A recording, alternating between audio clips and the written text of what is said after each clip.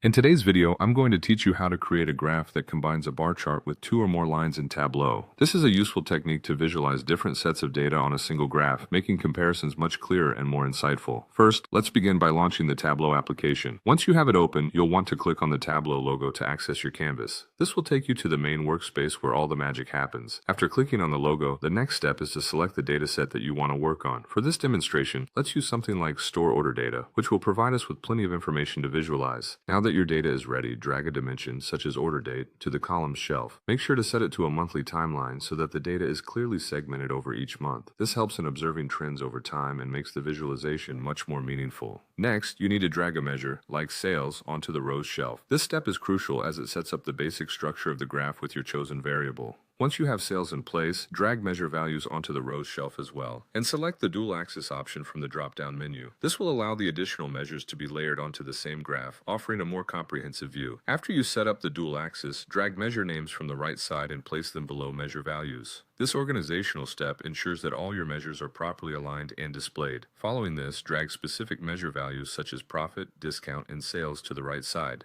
These values will form the additional lines on your graph. When your measures are correctly placed, change the view from standard to entire view. This adjustment ensures that the graph fits neatly within your screen, making it easier to analyze and present. Now, click on Sum, Sales, under the Marks section.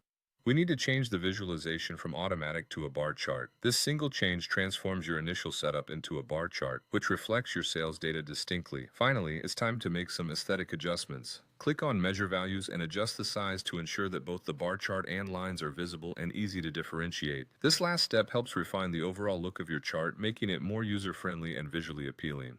And there you have it. You've successfully created a graph in Tableau that combines a bar chart with two or more lines. This technique can be applied to various datasets to help uncover hidden trends and insights. Thank you for watching, and I hope you found this tutorial helpful.